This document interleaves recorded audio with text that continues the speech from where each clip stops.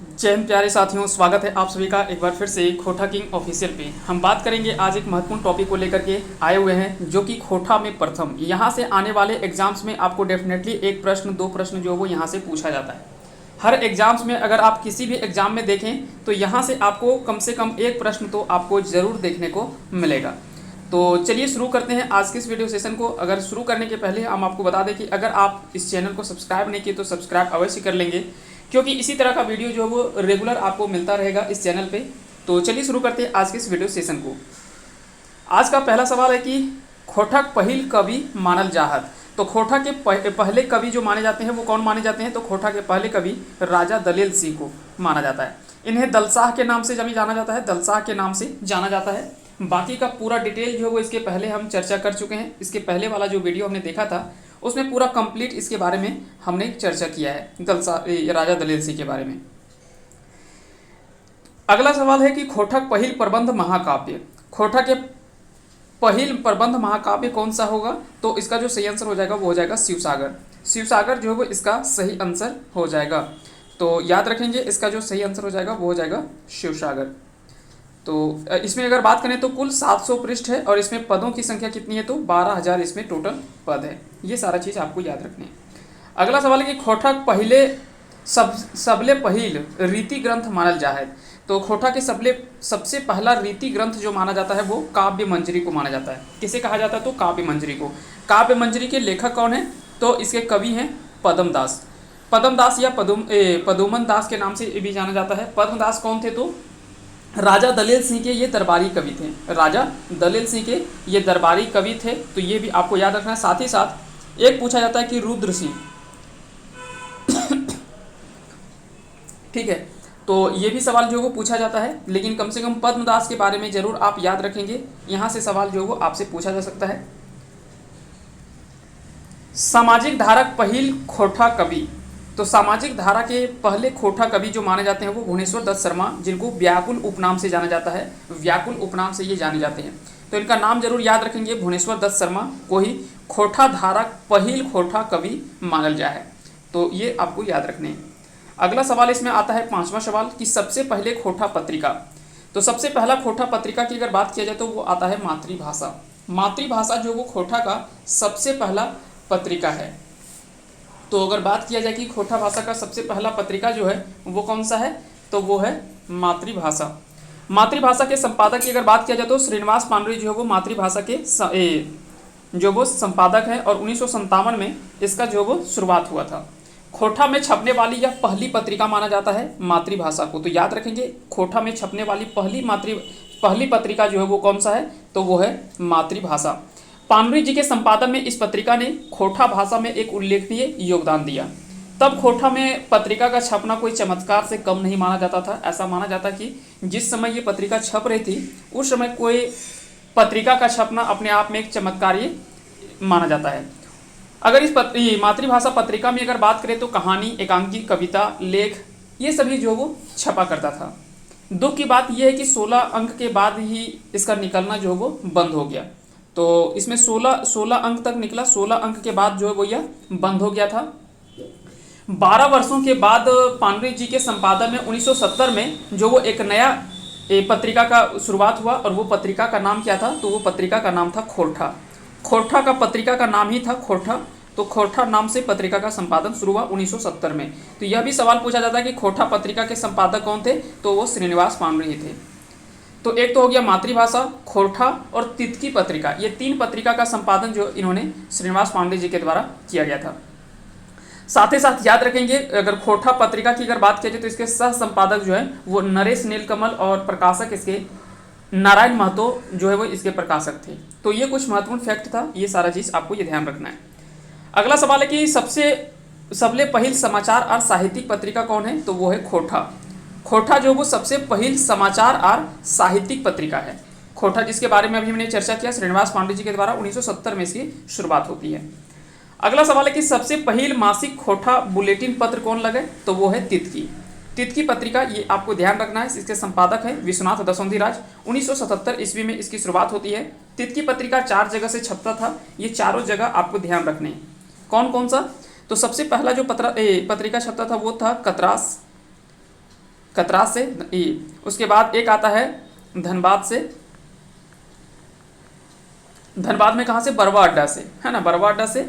उसके बाद कतरास से विश्वनाथ दसवंती राज के द्वारा, धनबाद से श्रीनिवास पानुरी। उसके बाद आता है बोकारो, उसके बाद आता है आपका बोकारो, ठीक है। उसके बाद था रामगढ़। तो ये 4 जगह से यह पत्रिका जो वो छपा करता था। तो ये चारों जगह आपको याद रखना है। रामगढ़ से ए के झा के द्वारा, बोकारो में ये माफ कीजिएगा, बोकारो में ए के झा जी के द्वारा इसका संपादक जो थे वो ए के झा थे, और रामगढ़ में दिनेश तिरमनी और ये शांति भारत, ये दोनों मिलकर के इसकी शुरुआत जो वो किया था।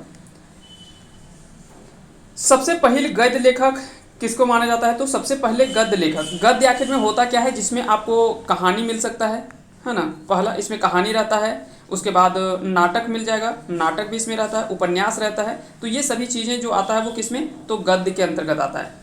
लेख हो गया, लेख भी जो वो गद्य साहित्य के अंतर्गत ही आता है। उपन्यास हो गया, संस्मरण हो गया, यात्रा वृत्तांत हो गया, जीवनी हो गया, ये सभी जो वो गद्य साहित्य के अंतर्गत आता है। और पहले सबसे पहले जो गद्य लेखक माना जाता है वो श्रीनिवास पांडुरंग जी को ही माना जाता है। अगला सवाल इसमें देख लेते हैं। अगला सवाल है कि सबसे पहले उल्थाकरण यानी अनुदित काव्य कौन है। तो अनुदित काव्य या उल्थाकरण मतलब खोटा में अनुवादन खोटा में अनुवाद किया हुआ, तो वो है मेघदूत। मेघदूत जो वो खोटा में अनुवाद किया गया, इसके जो अनुवाद किया गया था वो श्रीनिवास पांडे जी के द्वारा इसका अनुवाद किया गया था। तो ये भी आपको याद रखने हैं।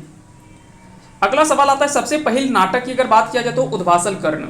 उद्वासल कर्ण जो है वो सबसे पहला नाटक माना जाता है। तो सबसे पहले नाटक कौन है, तो उद्वासल कर्ण। इसको लिखा गया था किसके द्वारा, तो श्रीनिवास पांडे जी के द्वारा इस नाटक को लिखा गया, उद्वासल कर्ण। सबसे पहली कहानी की अगर बात किया जाए तो आपन करनी देवेक दोष, यानी अपना कर्ण अपना गलती रहे, अपना गलती रहता है और देवता को दोष देते हैं, तो वो है आपन करनी देवेक दोष। तो इसको भी लिखा है किसके द्वारा, श्रीनिवास पांडे जी के द्वारा लिखा गया है।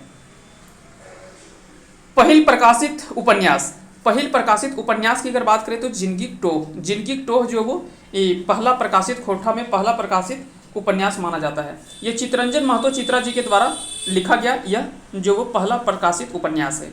तो खोटा में पहला कहानी हमने कौन सा देखा, कहानी हमने देखा आपन करनी दोष। पहला हमने नाटक देखा कौन, उद्वासल कर्ण।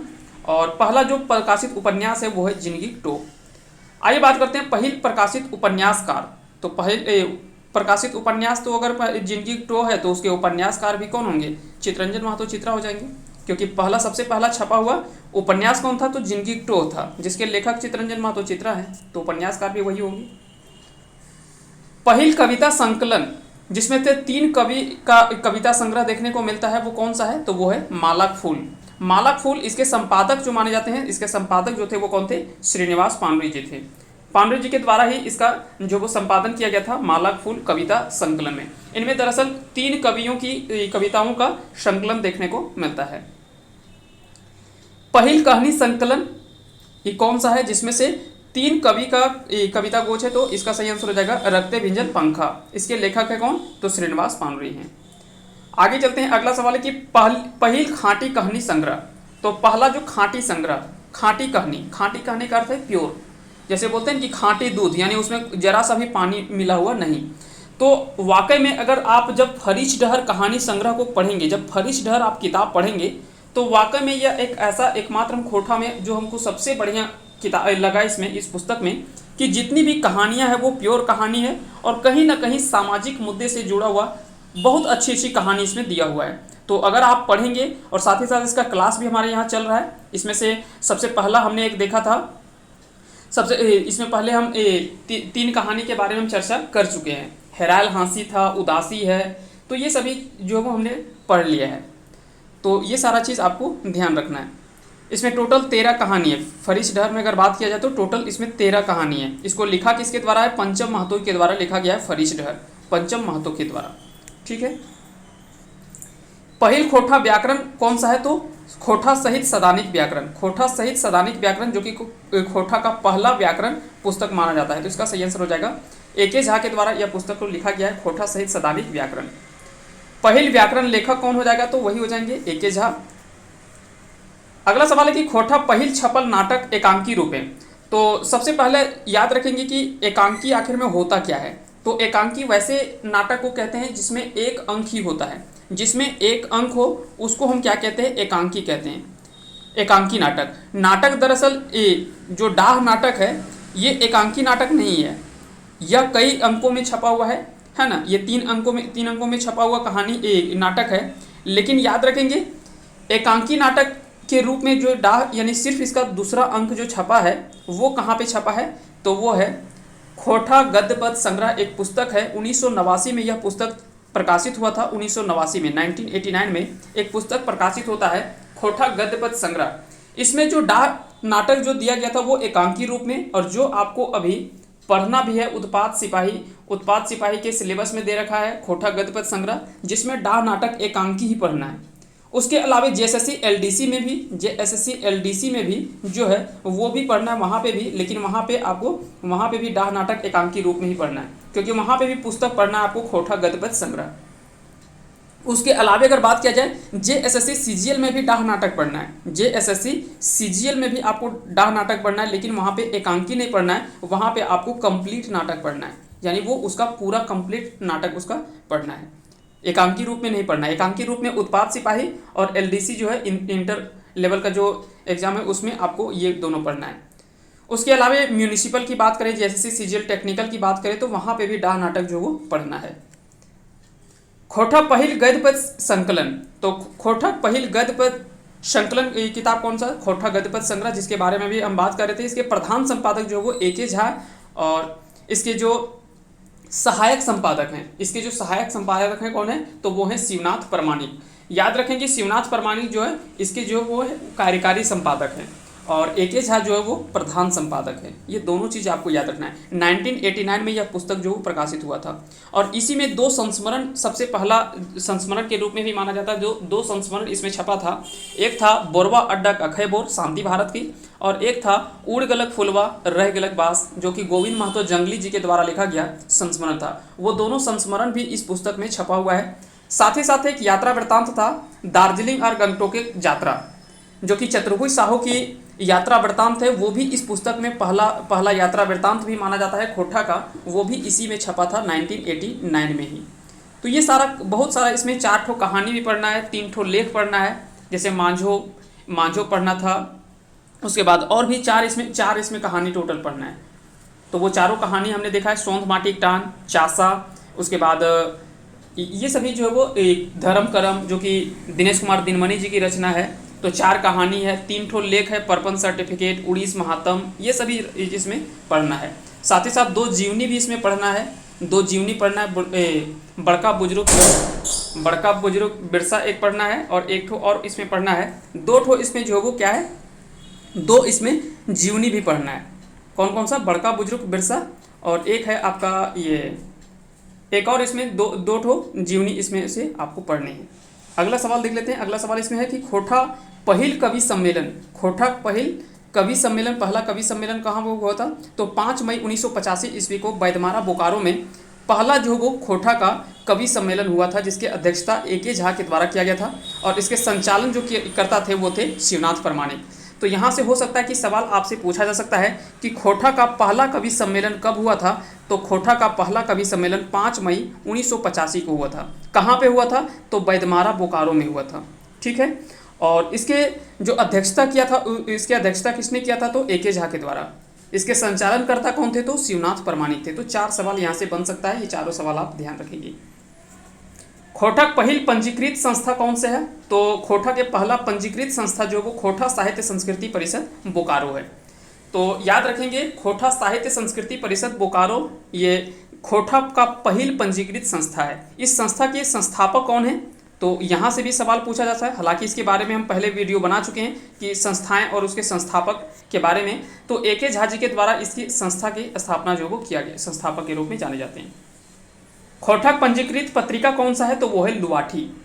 लुवाठी एकमात्र ऐसा खोटा में पत्रिका माना जाता है जो कि जब से शुरुआत हुआ, ठीक है, 1999 में लुवाठी पत्रिका की शुरुआत होती है 1999 में, जो कि बालीडी बोकारो से यह प्रकाशित होने वाली पत्रिका है। और यह किस प्रकार की पत्रिका है, तो मासिक पत्रिका है, ये आपको ध्यान रखना है। शुरू में तो ये त्रैमासिक के रूप में छपता था, लेकिन बाद में यह मासिक रूप में छपने लगी 2009 से।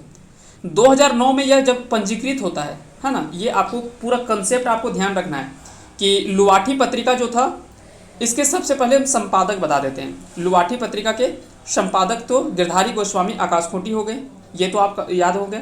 कब से यह छपना शुरू हुआ? तो 1999 में। किस प्रकार का यह पत्रिका है?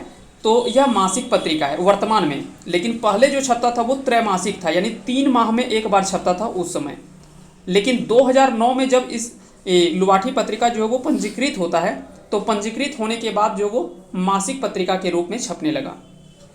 गिरधारी गोस्वामी आकाशखूंटी के संपादन में इस पत्रिका ने खोटा भाषा के कह सकते हैं कि शान बचाकर रखी है। अक्टूबर 1999 से लगातार जो वो अब तक लगातार प्रकाशित हो रही है। पहले यह त्रैमासिक रूप में छपता था, लेकिन अब जो वो मासिक पत्रिका के रूप में निकलने लगी है, और जो अनवरत अभी तक जारी है। खोटा भाषा के विकास और आंदोलन में अगर देखा जाए तो लुवाठी पत्रिका ने एक अहम भूमिका निभाया है। सभी नए पुराने जो भी खोटा रचनाकार है, उसको एक मंच पर खड़ा कर देने का जो जिसका सबसे ज़्यादा बड़ा योगदान जाता है वो लुवाठी पत्रिका को ही जाता है। इसमें से कई सहयोगी साहित्यकार के रूप में जाने जाते हैं, जैसे पंचम महतो, जनार्दन गोस्वामी, महेंद्र नाथ गोस्वामी, मनपूरन गोस्वामी, सिराजुद्दीन सिराज, विनय तिवारी। ये सभी जो वो इसमें जो वो सहायक के रूप में साहित्यकार के रूप में जाने जाते हैं, जिनकी रचना भी इसमें छपा करता है। अगला हम बात करते हैं, अगला सवाल है कि खोठा पहिल पीएचडी करता। तो खोठा में पहले पीएचडी करता कौन है? तो वो है गजाधर महतो प्रभाकर। गजाधर महतो प्रभाकर जो है वो खोठा के पहले पीएचडी धारक माने जाते हैं। प्रभाकर इनका उपनाम है, ये भी आपको ध्यान रखनी है। खोठा पहिल एमए, तो पहला खोठा में पहला एमए करने वाले कौन है? तो बीएन औधार जी ने सबसे पहले इसमें खोठा में जो वो एमए किया था। आकाशवाणी पहिल खोठा लोकगीत गायक कौन है? तो वो हैं कन्हैया लाल यादव। कन्हैया लाल यादव जो है वो आकाशवाणी पहिल खोठा लोकगीत गायक माने जाते हैं। आकाशवाणी रांची पहिल खोठा कवि पाठ करवैया कौन है? तो वो हैं नारायण महतो। नारायण महतो ये धनबाद से संबंधित है, इनके नाम से कई सारे प्रकाशक भी हैं, तो ये आपको ध्यान रखने हैं। अगला सवाल है, दूरदर्शन ले पहिल खोठा लोकगीत गायक। तो दूरदर्शन से पहला खोठा लोकगीत गायक कौन थे? तो शिवनाथ प्रमाणिक इसका सही आंसर हो जाएगा। ऐसे सवाल जो वो अक्सर पूछे जाते हैं एग्जाम्स में, जरूर आप ध्यान रखेंगे। पहला खोठा भीनु लिपि बनवैया, तो खोठा के पहला अलग लिपि बनाने वाले कौन है? तो वो है दिनेश दिनमणि, जो कि 1989 में इस लिपि के बारे में बताया था। उस लिपि के बारे में आप हमें कमेंट करके बता देंगे कि किस लिपि के बारे में दिनेश कुमार दिनमणि ने दिया है, जो कि 1989 में, हालांकि ये अभी तक फाइनल जो वो बन करके तैयार नहीं हुआ है, लेकिन फिर भी कह सकते हैं कि 1989 में इसके बारे में जो वो दिनेश कुमार दिनमणि ने बताया है। और इसका जो उपयोग जो वो अभी बहुत कम ही होता है। खोठा के लिए पद यात्रा यानी डहर यात्रा कौन सा है? तो खोठा के पहला डहर यात्रा या जो है वो कौन सा है? तो वो है दामोदर ले पारसनाथ पहाड़ डहर यात्रा, जो कि 14-15 जनवरी 1989 को यह यात्रा निकला था। तो ये आपको ध्यान रखना है, खोठा के लिए पद यात्रा, जो कि दामोदर से लेकर के पारसनाथ पहाड़ तक के बीच में यह यात्रा था। इसका मेन उद्देश्य जो था वो क्या था कि लोगों को खोठा के प्रति जागरूक करना। तो इसका जो मुख्य उद्देश्य था वो क्या था कि लोगों को खोठा के प्रति जागरूक करना, यही इसका मुख्य उद्देश्य था। और माय माटी मानुष मातृभाषा, ये 4 जो नारा है उसी के साथ ये काम कर रहे थे, जिसके उद्देश्य के साथ यह जो वो निकाला गया था। पहले राजकीय सम्मान पवैया खोठा साहित्यकार कौन है? तो वो है विश्वनाथ दसौंधी राज, जो कि खोठा के पहले राजकीय सम्मान पवैया खोठा साहित्यकार हैं, वह है विश्वनाथ दसौंधी राज। भटमुर्रा में इनका जन्म होता है, कतरास के भटपुरना गांव में इनका जन्म होता है, ये भी आपको ध्यान रखने हैं। पहिल अखरा सम्मान पवैया खोठा साहित्यकार, तो जो पहिल अखरा सम्मान पाने वाले जो खोठा के पहले साहित्यकार हैं वो कौन है? तो जनार्दन गोस्वामी और सुकुमार, ये दोनों को एक साथ जो वो दिया गया है। तो ये दोनों आपको ध्यान रखना है। हो सकता है कि ऑप्शन में अगर कोई एक दिखे तो वही टिक कर देंगे, अगर दोनों दिखे तो आंसर हो जाएगा ए और बी दोनों, यानी सी मार देंगे वहाँ पे वैसे में, या जो भी रहेगा दोनों में। पहिल खोठा रत्न उपाधि पवैया साहित्यकार, तो पहिल खोठा रत्न उपाधि पवैया, अगर खोठा रत्न पाने वाले 6 व्यक्तियों में अगर देखा जाए शुरुआत में जो है वो 6 व्यक्तियों को इस पुरस्कार से सम्मानित किया गया था 1993 में। 1993 में 6 व्यक्तियों को जो है वो खोटा रत्न उपाधि से सम्मानित किया गया था। इसको लेकर के भी हम एक वीडियो इससे पहले हम जारी कर चुके हैं, आज ही उस वीडियो को हमने अपलोड किया था, तो उसमें सारा आप चीज़ देख सकते हैं। उस वीडियो का लिंक हम जो है वो इस वीडियो के डिस्क्रिप्शन में डाल देंगे, वहाँ से आप उन सारे वीडियोज़ को देख पाएंगे। तो याद रखेंगे, इसमें जो सही आंसर हो जाएगा वो हो जाएगा सुकुमार और 5 विगत के साथ में। लेकिन इसमें जो सबसे इंपॉर्टेंट है वो आता है गीता वर्मा के बारे में। खोटा पहिल कवयित्री जो है वो माना जाता है गीता वर्मा को, और गीता वर्मा को भी 1993 में जो है वो खोटा रत्न से सम्मानित किया गया था। जब 6 लोगों को खोटा रत्न की उपाधि दी गई थी, तो उस समय जो सम्मान से सम्मानित किया गया था तो उसमें गीता वर्मा भी शामिल थी। पहिल खोटा रत्न उपाधि पवैया समाज सेविका कौन है? तो वो है गीता वर्मा। गीता वर्मा, ये नाम आप जरूर याद रखेंगे, यहाँ से सवाल जो वो पूछा जा सकता है। खोटा पहिल छपल संस्मरण कौन सा है? तो वो है बोरवा अड्डा कखय बोर, जिसके लेखक है शांति भारत, और उड़ गेलक फुलवा रह गेलक बास, इसके लेखक है गोविंद महतो जंगली। ये दोनों चीज़ आपको ध्यान रखनी है। खोटक पहिल यात्रा वृत्तांत कौन सा है? तो वो है दार्जिलिंग और गंगटोक की यात्रा, जो कि चतुर्भुज साहू की यात्रा वृत्तांत है, इसके द्वारा लिखा गया। और ये सभी जो वो खोटा गद्य पद संग्रह जो है वो पुस्तक में ये सारा छपा हुआ था। पहिल निबंध किताब कौन सा है? तो वो है खोटा निबंध, जो कि डॉक्टर BN ओहदार जी के द्वारा यह लिखा गया है। BN ओहदार का पूरा नाम है भोगनाथ ओहदार, ये आप ध्यान रखेंगे। पहला यात्रा वृत्तांत किताब कौन सा है? तो वो है मनचरैया। मनचरैया जो है वो यात्रा वृत्तांत है, जो कि में छपने वाला पहला किताब माना जाता है, जो कि पंचम महतो की ये किताब है। पंचम महतो जी के द्वारा इसमें 8 यात्रा वृत्तांत को शामिल किया गया है, अलग अलग 8 यात्रा वृत्तांत को। वो यात्रा वृत्तांत जो वो इसके बारे में पहले ऑलरेडी वीडियो बना चुके हैं, तो अगर आपने नहीं देखा तो उस वीडियो को जरूर आप देख लेंगे। लगभग खोटा के सभी टॉपिक पर वीडियो जो वो आपको इस चैनल पर मिल जाएगा। पहला संस्मरण किताब कौन सा है? तो वो है उजरल खोंधा। उजरल खोंधा जो है वो संस्मरण का पहला किताब है। यहाँ पे किताब की बात किया जा रहा है। पहला संस्मरण पूछता तो कौन सा होता? बोरवा अड्डा कखय बोर और उड़ गेलक फुलवा रह गेलक बास, वो पहला संस्मरण है। लेकिन संस्मरण का किताब अगर पूछे तो वो कौन सा हो जाएगा? तो वो हो जाएगा उजरल खोंधा।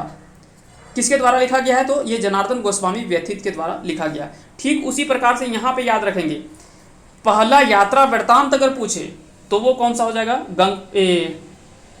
दार्जिलिंग और गंगटोक की यात्रा, जो कि चतुर्भुज साहू की रचना है, डॉक्टर चतुर्भुज साहू के द्वारा लिखा गया है। लेकिन यात्रा वृत्तांत का पहला किताब अगर पूछे तो वो हो जाएगा मनचरैया। ये दोनों चीज़ में आप कन्फ्यूज नहीं करेंगे। चलिए, खोटक पहिल गीत एल्बम, तो वो है सोना रकम पिया। सोना रकम पिया जो है वो खोटा में छपने वाला पहला गीत एल्बम माना जाता है। पहला खोटा एल्बम एक पहिल का गीत, तो वो है एक मुठा सुरगुज। एक मुठा सुरगुज, ये गीतकार कौन थे? दिनेश दिनमणि। दिनेश दिनमणि इसके गीतकार हैं। और एक मुठा सुरगुज जो है वो खोटा एल्बम एक पहिल गीत जो वो माना जाता है। खोटा में पहला ब्लॉग लिखवैया कौन है? तो गिरधारी गोस्वामी आकाश खूंटी जो है वो खोटा में पहला ब्लॉग लिखवैया माने जाते हैं। खोटा पहला वेबसाइट कौन सा है? तो खोटा.in। खोटा.in जो है वो ये खोटा का पहला वेबसाइट है। प्रथम देबूलाल गोस्वामी कला सम्मान से सम्मानित किए जाने वाले व्यक्ति कौन से हैं? तो वो सुकुमार हैं। वो कौन से हैं? तो सुकुमार हैं। इसका सही आंसर हो जाएगा सुकुमार। प्रथम अखरा सम्मान से किसे सम्मानित किया गया? तो जनार्दन गोस्वामी व्यथित को जो है वो प्रथम अखरा सम्मान से सम्मानित किया गया है। पहले श्रीनिवास पानुरी स्मृति साहित्य सम्मान से सम्मानित खोटक साहित्यकार कौन है? तो वो है महेश गोलवार। महेश गोलवार, इसके बारे में आप याद रखेंगे, यह भी सवाल जो वो पूछा गया है कई बार। आगे चलते हैं अगले सवाल की ओर। अगला सवाल है कि झारखंड के पहले बहुभाषिक अखबार कौन सा है? तो वो है जोहार दिसुम खबर। जोहार दिसुम खबर जो है वो झारखंड के पहले बहुभाषिक, यानी एक भाषा से अधिक भाषाओं में छपने वाला जो वो माना जाता है अखबार, तो वो है जोहार दिसुम खबर। अगला सवाल है कि खोटा पहल फिल्म, तो खोटा का पहला फिल्म की अगर बात किया जाए तो वो है हमर देहाती बाबू। हमर देहाती बाबू जो वो खोटा में बनने वाला पहला फिल्म है, जबकि दूसरी फिल्म जो है वो झारखंडी हीरो। तो झारखंडी हीरो ये दूसरी फिल्म है, पहला इसमें फिल्म जो आता है वो है हमर देहाती बाबू। ये दोनों चीज़ आप ध्यान रखेंगे। आगे चलते हैं और आज का ये आखिरी सवाल है, इसका आंसर आप कमेंट करके हमें बताएंगे इसका सही आंसर क्या होगा। खोटा भाषाएं गद्य लिखे शुरुआत केकर से भेल है, यानी खोटा गद्य जो लिखा गया था तो इसमें कहानी भी आता है, नाटक भी आता है, उपन्यास भी आता है और लेख भी आता है। लेकिन इसमें लिखने की शुरुआत जो वो किससे हुआ था, कहानी से, नाटक से, उपन्यास से या लेख से? इसका आंसर आप कमेंट बॉक्स में हमें बताएंगे कि इसका सही आंसर क्या होगा। उम्मीद करते हैं कि आज का वीडियो सेशन आप सभी को पसंद आया होगा। अगर पसंद आया होगा तो इस वीडियो को लाइक ज़रूर कर दीजिएगा। साथ ही साथ चैनल पे नए हैं तो चैनल को सब्सक्राइब कर लेंगे, क्योंकि इसी तरह का वीडियो जो है वो रेगुलर आपको इस चैनल पर मिलता रहेगा। और तब तक के लिए आप सभी को ढेर सारी शुभकामनाएं। साथ ही साथ इसका PDF चाहिए तो आप हमारे टेलीग्राम चैनल खोटा किंग ऑफिशियल टेलीग्राम चैनल को ज्वाइन करेंगे। उसका लिंक जो है वो वीडियो के डिस्क्रिप्शन में डाला हुआ है, वहाँ से आप टेलीग्राम ज्वाइन कर लेंगे। वहाँ पे आपको सभी क्लास का PDF जो है वो आपको मिल जाएगा और दे दिया जाता है। और साथ ही साथ वहाँ पे जो भी अपडेट होता है एग्जाम से रिलेटेड या तो और भी कई सारे रिलेटेड वहाँ पे आपको जो वो अपडेट मिलता रहता है।